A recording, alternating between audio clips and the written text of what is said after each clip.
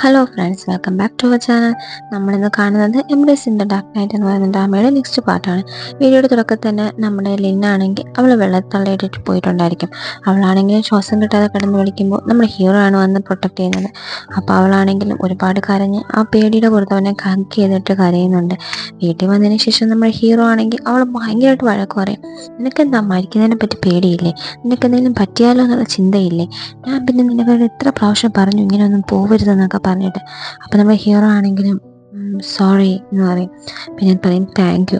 അപ്പോൾ അവനാണെങ്കിലും അവളെ പറ്റിയിട്ടുള്ള ടെൻഷനിൽ അവിടെ നിന്ന് പോകുന്നുണ്ട്.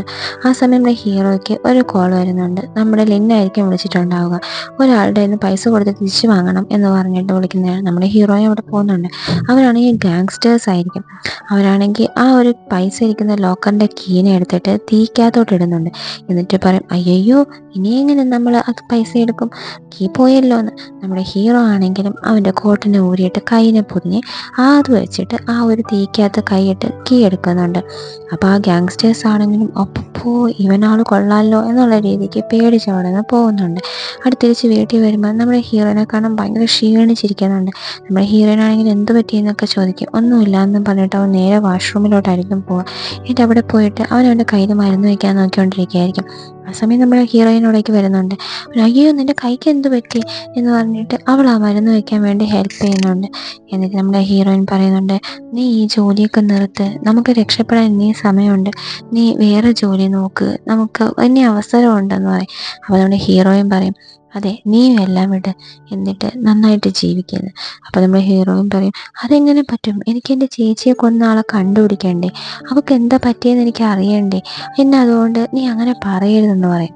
എന്നിട്ട് അവൾ പറയും, എനിക്ക് നിന്നെ ഇഷ്ടമാണെങ്കിലോ നിനക്ക് എന്നെ ഇഷ്ടമാണെങ്കിലോ നമുക്ക് ഒന്നിച്ച് ജീവിക്കാൻ വേണ്ടി പറ്റത്തില്ല, നമ്മുടെ ലവ് സക്സസ് ആക്കാൻ പറ്റത്തില്ല എന്ന്. അപ്പം നമ്മുടെ ഹീറോയിൻ അവൻ്റെ അടുത്ത് പോയിട്ട് വരുമ്പോഴേക്കും അവൾ വീണ്ടും പറയും, നമ്മളുടെ ലവ് ഒരിക്കലും ശരിയാവില്ല എന്ന് പറഞ്ഞിട്ടിരിക്കുമ്പോൾ അവനാണെങ്കിൽ അവളുടെ വാ പൊത്തുന്നുണ്ട്. അവളാണെങ്കിൽ ആ കൈ മാറ്റിയിട്ട് പറയും, ഞാൻ പറഞ്ഞത് ശരിയാണ്, നമ്മളുടെ ലവ് ഒരിക്കലും രക്ഷപ്പെടില്ല എന്ന്.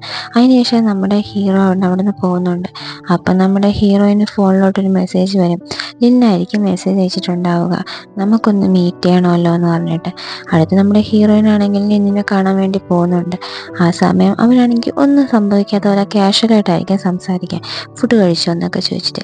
നമ്മുടെ ഹീറോയിൻ ആണെങ്കിലും, നീ എന്ത് മനുഷ്യനാ, ഇത്രയും കാലം എന്നെ പറ്റിച്ചത് പോരെ, ഇപ്പോഴും നീ എന്തിനാ അഭിനയിക്കുന്നതെന്ന്. അപ്പം നമ്മൾ ലിന്നും പറയുന്നുണ്ട്, ഞാൻ അഭിനയിക്കുന്നതല്ല, ഞാൻ ഇങ്ങനെയാണെന്ന്. അവൾ പറയും, നിനക്ക് എങ്ങനെ സാധിക്കുന്നു ഇങ്ങനെ, നിനക്ക് എങ്ങനെ പറ്റുന്നു എന്നൊക്കെ ചോദിച്ചിട്ടിരിക്കുമ്പോൾ അവൻ പറയും, അതൊക്കെ പോട്ടെ, നീ എന്തായാലും ഹീറോയോട് ഇതൊന്നും പറഞ്ഞില്ലല്ലോ അല്ലേ എന്ന് പറയും. അപ്പോൾ അവൾ ഒരു മിണ്ടാതായിരിക്കും.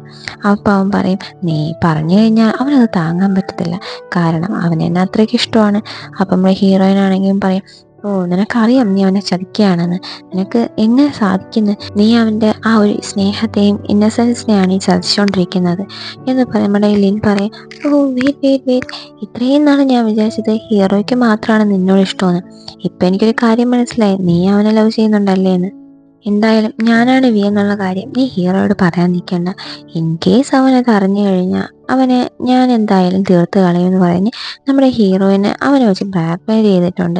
നമ്മുടെ ഹീറോയിനാണെങ്കിലും ഭയങ്കര സങ്കടമാവുന്നുണ്ട്. പോരാത്തതിന് നമ്മുടെ ലിന്നാണെങ്കിൽ അവനെ വെച്ച് തന്നെ നമ്മുടെ ഹീറോയിന് പണി വരും എന്നുള്ള രീതിയിലെല്ലാം സംസാരിക്കും. അപ്പോൾ നമ്മുടെ ഹീറോയിനാണെങ്കിൽ ഒത്തിരി വിഷമത്തോടെ തിരിച്ച് വീട്ടിൽ വരുന്നുണ്ട്. എന്നിട്ട് അവളങ്ങനെ സങ്കടപ്പെട്ടിരിക്കുമ്പോൾ അവളുടെ ഗ്ലാസ് ഒരെണ്ണം തറയിൽ വീണ് പൊട്ടുന്ന അവൾ ശ്രദ്ധിക്കില്ല.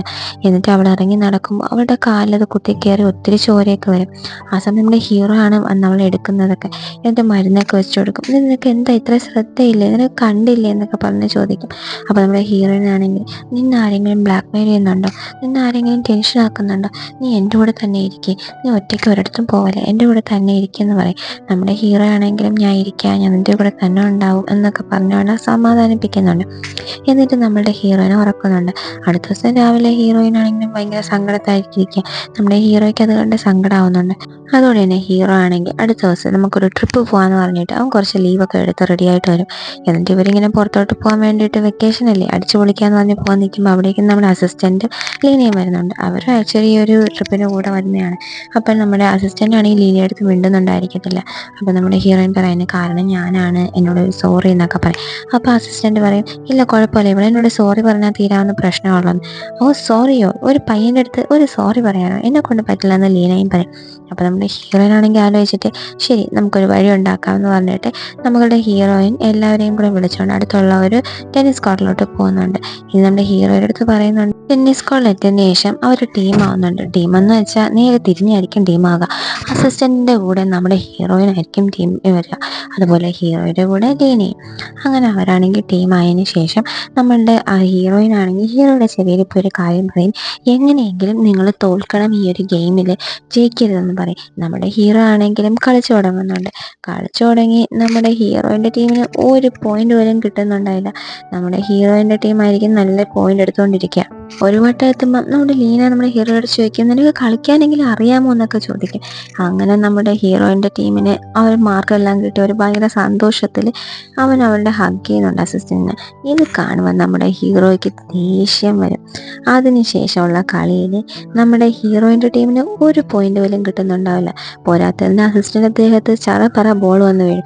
അസിസ്റ്റൻറ്റ് ചോദിക്കും സാർ എന്നോട് എന്തെങ്കിലും ദേഷ്യമുണ്ടോ, ഞാൻ എന്തെങ്കിലും ചെയ്തോ എന്ന്. നീ ഒന്നും ചെയ്തില്ല എന്ന് അവൻ പറയും.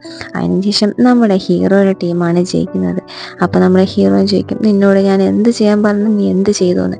അടുത്ത അന്ന് രാത്രി നമ്മുടെ ഹീറോ ആണെങ്കിൽ അവിടെ കൺവീൻസൊക്കെ ചെയ്യുന്നുണ്ട്. അങ്ങനെ അവരന്ന് ഒന്നിച്ചായിരിക്കും കഴിയുക. അടുത്ത് നമ്മുടെ ഹീറോ ആണെങ്കിൽ ഹീറോയിനെ ഭയങ്കരമായിട്ട് കെയർ ചെയ്യുന്നുണ്ട്. അവൾ ഫുഡ് കഴിച്ചോ, ഉറങ്ങിയോ, ഉണർന്നോ എന്നൊക്കെ നമ്മുടെ ഹീറോ ഒരു കുഞ്ഞിനെ നോക്കുന്ന പോലെ നോക്കിയിട്ടായിരിക്കും ഇരിക്കാം. ഇവനിങ്ങനെ നോക്കുന്ന നമ്മുടെ ഹീറോയിന് പതിയെ പതിയെ ഇഷ്ടപ്പെടാൻ തുടങ്ങി. അവർ ഒന്നിച്ച് ഒരു കപ്പിൾസ് പോലെ തന്നെ ജീവിക്കാൻ തുടങ്ങി. അങ്ങനെ ഒരു വെക്കേഷനൊക്കെ കഴിഞ്ഞ് തിരിച്ച് അവരുടെ വീട്ടിലോട്ട് വന്നിട്ടുണ്ടായിരിക്കും. അന്ന് രാത്രി നമ്മുടെ ഹീറോയിൻ ഉറങ്ങിക്കിടക്കുമ്പോൾ നമ്മുടെ ഹീറോ വന്ന് അവൻ്റെ റിംഗ് ഫിംഗറിൻ്റെ ആ ഒരു അളവൊക്കെ എടുക്കുന്ന പോലെ കാണിക്കുന്നുണ്ട്. നമ്മുടെ ഹീറോയിനാണെങ്കിലും അവളെ പ്രപ്പോസ് ചെയ്യാൻ വേണ്ടി റിംഗ് മേടിക്കാനായിരിക്കുമെന്ന് കരുതി ചിരിച്ചും കൊണ്ട് കിടന്നുറങ്ങുന്നുണ്ട്. അടുത്ത ദിവസം ഹീറോയിൻ ആണെങ്കിലും അവളുടെ ചേച്ചിയുടെ പഴയ ഫോണിൽ ഓരോന്നും എടുത്ത് നോക്കുകയായിരിക്കും. ആ സമയം അവൾക്ക് അറിയാൻ പറ്റുന്നത് ചേച്ചി അവസാനമായിട്ട് പോയ ഒരു പ്രൈവറ്റ് ക്ലബ് എന്ന് പറയുന്ന ഒരു സ്ഥലത്താണ്. അവിടെ നമ്മുടെ ലിന്നു അവളുടെ കൂടെ ഉണ്ടായിരുന്നത്. പിന്നെ എന്തായി അവളെടുത്തിരിക്കുന്ന ഈ ഫോട്ടോ, ഏറ്റവും ലാസ്റ്റ് എടുത്തിരിക്കുന്നത് ഒരു ഫോട്ടോയാണ്. ഇതെന്താ ഈ ഫോട്ടോ എടുത്തിട്ടുള്ളത്, എനിക്കൊന്നും മനസ്സിലാവുന്നില്ലല്ലോ എന്ന് പറഞ്ഞ് നമ്മുടെ ഹീറോയിൻ ഒത്തിരി ആലോചിച്ച് കൂട്ടുന്നുണ്ട്. അടുത്ത് നമ്മുടെ അസിസ്റ്റൻറ്റിനെ കാണിക്കുമ്പോൾ അവൻ്റെ ബാറിലോട്ട് ലീനയും ബോസുമായിട്ട് വന്നിട്ടുണ്ടായിരിക്കും. ആ സമയം നമ്മുടെ ബോസ് ആ ഒരു വലിയൊരു പെയിൻറ്റിങ് ഒരു 10 കോടി രൂപയ്ക്ക് മേടിക്കാൻ നിൽക്കും. അത് കാണുമ്പോൾ നമ്മുടെ ലീനയാണെങ്കിൽ നമ്മൾ എല്ലാവരോടും ചോദിക്കാതെ ഇത്രയും ഒരു വലിയ എമൗണ്ടിന് ചെയ്യാൻ പറ്റത്തില്ല എന്ന് പറയും. അപ്പോൾ അത് അസിസ്റ്റൻറ്റ് പറയും എല്ലായിടത്തും ചോദിച്ചു കഴിഞ്ഞാൽ അവർ ഇതിനഭിപ്രായം പറയും, നമ്മുടെ ഓഫീസിൽ വെക്കാനില്ല, ഇതെടുക്കുന്നതിന് കുഴപ്പമില്ല. നമ്മൾ ലീന അതിനെ സമ്മതിക്കത്തില്ല, അതുകൊണ്ട് തന്നെ നീ എണീറ്റ് പോ, നീ ഇറങ്ങി പോന്ന് പറഞ്ഞ് ബോസ് അവളെ ഇറക്കി വിടുന്നുണ്ട്. ഇത് കാണാൻ നമ്മുടെ അസിസ്റ്റൻറ്റിനാണെങ്കിൽ ഇഷ്ടപ്പെടുന്നുണ്ടാവില്ല. അവനാണെങ്കിൽ അവൻ്റെ കോട്ട് എടുത്തുകൊണ്ട് വന്ന് ആ ബോസിൻ്റെ തലയിൽ കൂടെ ഇട്ടിട്ട് അവനിട്ട് നിറച്ചടി അങ്ങ് കൊടുക്കുന്നുണ്ട്. അത് സെക്യൂരിറ്റി ഇവനെ പിടിക്കുന്നൊക്കെ പറഞ്ഞുകൊണ്ട് വിളിക്കും. അപ്പോഴേക്കും അവിടേക്ക് സെക്യൂരിറ്റി വരുന്നുണ്ട്. ആ സമയം നമ്മുടെ അസിസ്റ്റൻറ്റ് ലീനയുടെ അടുത്ത് പറയും ചില സമയം ഞാൻ ഇങ്ങനെയാണ്, മൈൻഡ് ചെയ്യേണ്ടെന്ന് പറയും. നമ്മുടെ ലീനയാണെങ്കിൽ സെക്യൂരിറ്റിയെ കണ്ടതും ആ അസിസ്റ്റൻറ്റിൻ്റെ കൈയിനെ പിടിച്ചുകൊണ്ട് ഓടുന്നുണ്ട്. എന്നിട്ട് രണ്ടുപേരും കൂടെ ചിരിച്ചുകൊണ്ടാണ് ഓടുന്നത്. എന്നിട്ട് അവർക്ക് ഭയങ്കര സന്തോഷമാവുന്നുണ്ട്. അങ്ങനെ ലീവൊക്കെ കഴിഞ്ഞ് നമ്മുടെ ഹീറോയിൻ ആണെങ്കിൽ തിരിച്ച് അവളുടെ ഓഫീസിൽ പോകുന്നുണ്ടായിരിക്കും. പോകുന്ന സമയത്ത് അവളുടെ കൊലീഗ് അറിയാതെ വെള്ളം തട്ടി നമ്മുടെ ഹീറോയിൻ്റെ കാലിലോട്ട് വീഴുന്നുണ്ട്. അവളാണെങ്കിലും ആ വെള്ളം കുടയുന്ന സമയത്ത് അസിസ്റ്റൻറ്റ് ശ്രദ്ധിക്കും അവൾക്കൊരു പാട് കാലിലുണ്ടായിരുന്നു, അത് കാണുന്നില്ല എന്നുള്ളത്. അതിന് മുന്നേ ഇവളുടെ സഹോദരൻ്റെ ദേഹത്ത് ഇതുപോലെ വെള്ളം വീണ സമയത്ത് ആ ഒരു പാടുണ്ടായിരുന്നത് അവൾ ഓർക്കും. അതുകൊണ്ട് തന്നെ ഇവൾ എന്ത് ചെയ്യും, പോയി മാനേജ്മെൻറ്റിൻ്റെ അടുത്ത് കംപ്ലയിൻറ്റ് ചെയ്യും. മാനേജ്മെൻ്റ് ആണെങ്കിലും നീ ഒരു ഫ്രോഡ്, നിൻ്റെ ചേച്ചിയുടെ ഐഡൻറ്റിറ്റി ജീവിക്കുന്നത് തെറ്റാണ്, അവളാണെന്ന് പറഞ്ഞ് നീ കമൻറ്റ് ഓർക്കുകയാണ്, അവൾ മരിച്ചു പോയല്ലേ എന്നൊക്കെ ചോദിക്കും. അപ്പോൾ നമ്മുടെ ഹീറോയിനാണെങ്കിൽ ഒട്ടും പതറാതെ തന്നെ ഞാൻ മരിച്ചിട്ടൊന്നുമില്ല എന്ന്. അപ്പോൾ അവൾ പറയും പിന്നെ നിൻ്റെ കാലുള്ള തഴമ്പ് എവിടെ?